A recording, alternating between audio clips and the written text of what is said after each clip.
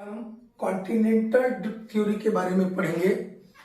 जो इंजीनियरिंग कर रहे हैं माइनिंग से उनको सेकेंड ईयर में जियोलॉजी में काम आएगा, जो डिप्लोमा कर रहे हैं माइनिंग में उनको फर्स्ट ईयर में काम आएगा ये चीज। और बहुत अच्छा कॉन्सेप्ट है कॉन्टिनेंटल ड्रिफ्ट थ्योरी।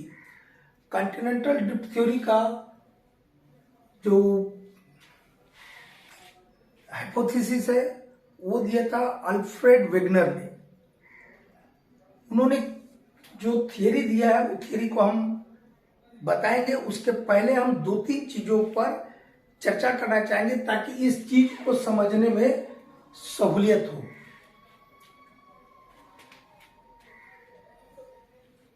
पहली बात कि आज जो हम 7 महाद्वीप जो 7 कॉन्टिनेंट्स हमारे पृथ्वी पर है, Asia, Africa, north America, south Africa, Europe, ये जो अंटार्कटिका, ये जो 7 कॉन्टिनेंट है, ये जो कॉन्टिनेंट है ये पहले माना जाता है कि एक था और ये ड्रिफ्ट हो गया। ये ड्रिफ्ट का मीनिंग क्या होता है? ड्रिफ्ट का मतलब होता है डिस्प्लेसमेंट फ्रॉम ओरिजिन। जिस पॉइंट पर वो था वहां से वो हट जाता है तब उसको बोलते हैं ड्रिफ्ट। तो क्या चीज का ड्रिफ्टिंग के हम पढ़ रहे हैं? Continental drift. क्या पढ़ रहे हैं हम? कॉन्टिनेंटल मतलब जो कॉन्टिनेंट था, लैंड मास था, वो एक जगह से हट के दूसरी जगह कैसे गया। तो कोई भी दुनिया में कोई चीज अपने आप नहीं ना होता, इसके लिए कोई ना कोई फोर्सेस काम किए होंगे। वो फोर्सेस काम अभी आगे बात करेंगे। लेकिन ये कॉन्टिनेंटल ड्रिफ्ट थ्योरी में अल्फ्रेड वेगनर ने क्या क्या बताया वो हम बता रहे हैं। क्यों? क्योंकि जब ये जो हम मानते हैं कि कॉन्टिनेंटल ड्रिफ्ट हुआ है तो ना उस समय वेगनर थे, ना आप थे, ना हम थे। ये है हाइपोथेसिस। हाइपोथेसिस क्या होता है? कुछ हमारे पास एविडेंस होते हैं, उस एविडेंस पे हम हाइपोथेसिस देते हैं। हो सकता है वो 100% प्रूव्ड ना हो, उसमें कुछ खामियां रहती है, उसके आगे चल के उसके ऊपर और थियरी आता है। कॉन्टिनेंटल ड्रिफ्ट थ्योरी अब हम चालू करेंगे। Original continental drift theory. इस कॉन्टिनेंटल ड्रिफ्ट थ्योरी ये माना जाता है कि बहुत पहले जो था ये अर्थ है। क्या ये अर्थ रेड हॉट था? कैसा था? एकदम रेड हॉट था, आग का गोला था। लेकिन समय के साथ क्या हुआ? ये ठंडा हुआ और ठंडा होकर के 2 भाग में बट गया। ये अर्थ कितने भाग में बट गया? 2 भाग में। ये जो बाहरी भाग आप देख रहे हैं ये बन गया समुद्र, ओशियन। इसको बोलते हैं पेंथालासा। क्या बोलते हैं? पेंथालासा। और ये अंदर वाला जो भाग था इसका नाम है पेंजिया, PANGEA, पेंजिया। ये जो अर्थ था रेड हार्ट था, समय के साथ ये रेड हार्ट 2 भाग में बट गया। ये बाहरी भाग को क्या बोला? पेंथालासा। और ये अंदर वाले भाग को क्या बोल रहा है? पेंजिया। ठीक है। ये पेंथालासा जो था ये क्या है? ये समुद्री भाग है, ओशियंस है। और ये जो पेंजिया दिख रहा है ये है लैंडमास, पृथ्वी, जमीन। तो अभी आप देख रहे हैं ये कैसा था? एक टुकड़ा दिख रहा है कि कई टुकड़े दिख रहे हैं? अभी एक ही टुकड़ा दिख रहा है। इस पेंजिया को सुपर कॉन्टिनेंट भी बोलते हैं। क्या बोलते हैं? Super continent. मतलब ये माना जाता है कि पहले पृथ्वी सिंगल कॉन्टिनेंट था। That single continent is known as super continent और पेंजिया। लेकिन समय के साथ फिर क्या हुआ? ये पेंजिया जो था फिर 2 भाग में बट गया। एक भाग का नाम बोला लोरसिया, उसको अंगारा लैंड भी बोलते हैं, और दूसरे भाग को बोलते हैं गोंडवाना लैंड। कितने भाग में पेंजिया कितने भाग में बट गया?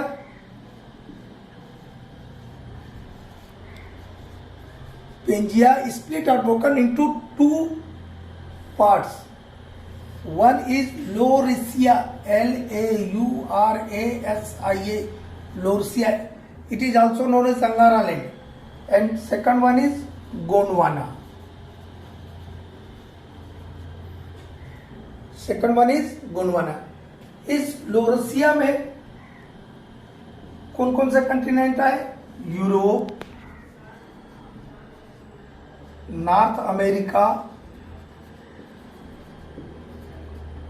Greenland and Asia. अभी नोट करने वाली बात है, इंडिया भी एशिया में है, लेकिन हम गोंडवाना में आते हैं। इंडियन सब कॉन्टिनेंट जो है वो गोंडवाना लैंड में आता है, ना कि लोरेशिया लैंड में। ये गोंडवाना लैंड लिख दीजिएगा, बेटर रहेगा, ठीक है। और इसमें कौन कौन से कंटिनेंट है? Continent south Africa, south Africa, south America, Madagascar,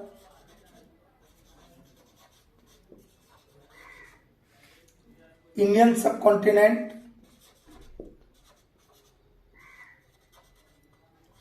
Indian सब कॉन्टिनेंट के तो कौन कौन से देश है? इंडिया है, नेपाल है, इसको हम यहां फिर से लिख दे रहे हैं, इंडियन सब continent,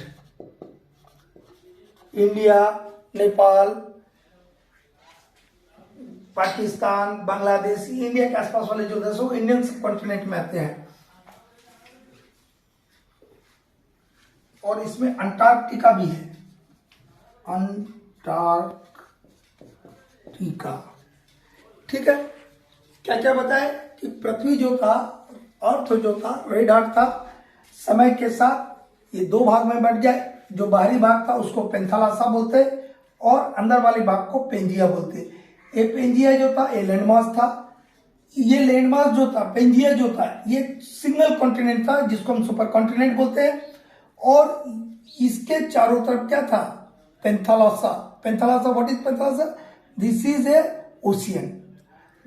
after some time, after a period of time, Pangaea broken और split into two land, Laurasia and Gondwana.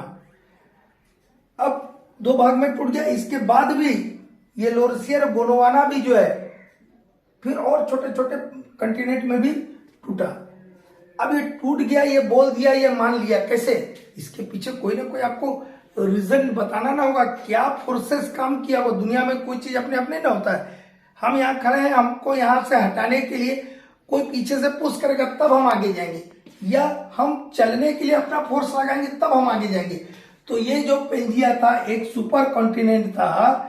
ये सुपर कॉन्टिनेंट आज के 7 कॉन्टिनेंट में बट गया। कैसे बट गया? इसके पीछे कोई कारण होगा। तो इसके लिए कौन कौन से फोर्सेस काम करते हैं?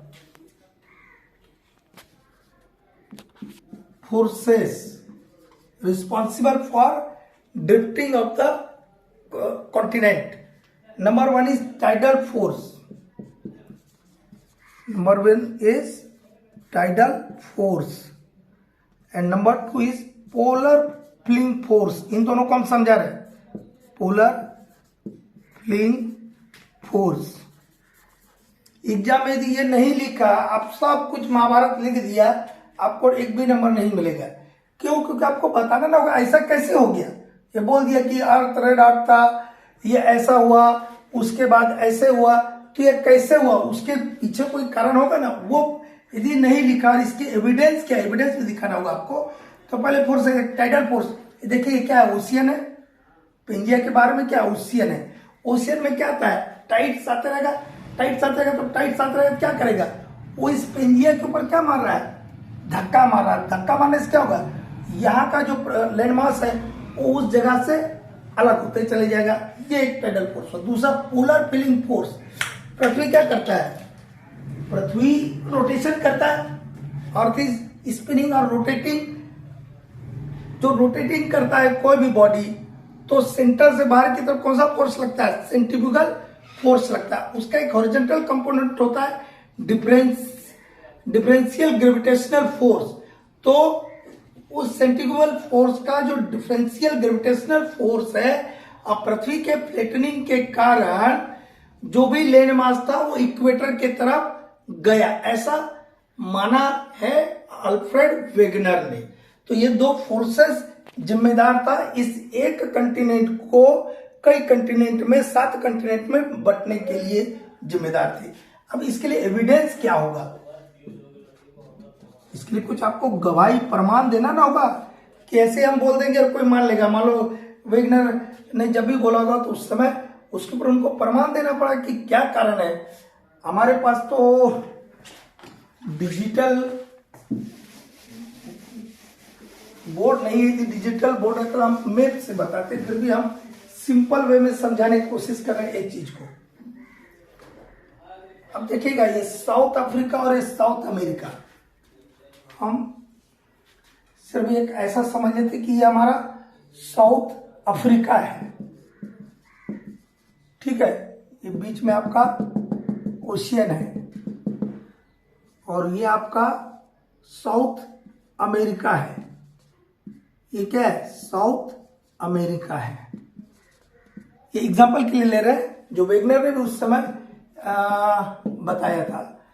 उन्होंने क्या किया, उन्होंने क्या बोला कि ये साउथ अमेरिका और साउथ अफ्रीका एक साथ था। उनका क्या मानना था, पहले देखे ना पेजिए तो एक साथ था, तो ये भी दोनों एक साथ था, ये दोनों टुकड़ा एक साथ था, तो कैसे बोल देंगे कि यहां से यहां तक होगा। तो उन्होंने क्या देखा कि ये साउथ अफ्रीका का जो ये पोर्शन है, इस पोर्शन में जो जानवर मिल रहा वो साउथ अमेरिका के इस पोर्शन में भी मिल रहा। तो देखा कि दोनों के बीच का डिस्टेंस तो बहुत ज्यादा 600-700 किलोमीटर डिस्टेंस है, तो यहाँ का जानवर यहाँ तो नहीं चले जाएगा पानी से तैर करके। इसका मतलब कि ये पोर्शन और ये पोर्शन एक समय पे एक ही साथ था, बाद में क्या हुआ कि ये अलग हो गया। ये उन्होंने कहा ऊपर से यहाँ का सॉइल देखा, यहाँ का सॉइल देखा, तो देखा कि दोनों का सॉइल एक जैसा है। यहाँ का प्लांट्स को देखा, यहाँ के प्लांट्स को देखा, यहाँ कौन टाइप के फॉसिल्स मिलते हैं, वही यदि फॉसिल्स यहाँ भी मिलता है तो क्या देखा कि हाँ ये एक साथ रहा होगा। एक हम आपको एक इंटरेस्टिंग चीज बात है, गोंडवाना लैंड, इंडिया में जो कोयला मिलता है वो गोंडवाना पीरियड का होता है, और एक गोंडवाना लैंड में आपका इंडियन सब कॉन्टिनेंट है, जबकि लोरेशिया लैंड में एशिया, हम एशिया महाद्वीप में आते हैं। बट यहाँ पर आप गोंडवाना लैंड के अंडर में आप इंडियन सब कॉन्टिनेंट को देख रहे हैं। तो गोंडवाना लैंड में जो रॉक टाइप्स होगा, जो फॉसिल्स डिस्ट्रीब्यूशन होगा, जो प्लेसर डिपॉजिट मिलेगा, वो इन ये बाकी में भी मिलता है। इसका मतलब कि ये क्या था, सब साथ में था और बाद में अलग अलग टुकड़ा होते चले गया। तो ये उसने एविडेंस दिया। क्या क्या एविडेंस दिया, वहां के प्लांट्स का, एनिमल स्पेसीज का, वहां के सॉइल का, क्लाइमेट का बहुत बारीकी से वेगनर ने अध्ययन किया और उस आधार पे बताया कि ये एक ही था, लेकिन ये दो फोर्सेस के चलते, इन दो फोर्सेस के चलते क्या हुआ, इनमें ड्रिफ्टिंग हुआ। मतलब एक जो सुपर कंटिनेंट था वो 7 भाग में अलग अलग 7 कंटिनेंट में बदल गया। इसमें कहीं कोई दिक्कत है, यदि किसी को कोई दिक्कत है कमेंट में लिखेगा, उसको हम फिर बताएंगे। इसका हम पीडीएफ डालेंगे शाम के टाइम, अभी हम पीडीएफ नहीं डालेंगे, वीडियो डाल दे रहे हैं, पीडीएफ शाम को डालेंगे। हम जो भी वीडियो बनाएंगे उसके साथ पीडीएफ अवश्य डालेंगे, ताकि वीडियो में देखने के बाद कोई भी स्टूडेंट उसका नोट्स भी तैयार कर ले। जब तक लिखेंगे नहीं तो नंबर नहीं मिलेगा, इसलिए पहले वीडियो देखिए। हम इसे पीडीएफ साथों साथ नहीं डाल रहे हैं, हम पीडीएफ बाद में डालते ताकि पहले वीडियो देख के समझ ले। जब समझ लेगा तब नोट्स को पढ़ेगा, तब नोट्स समझ आएगा। और बहुत सिंपल वे में हम अपनी भाषा में लिखे हैं, पुस्तक की भाषा में नहीं लिखे हैं। जो भी हम बोले हैं इसी टाइप की भाषा में लिखे हैं। Okay, thanks.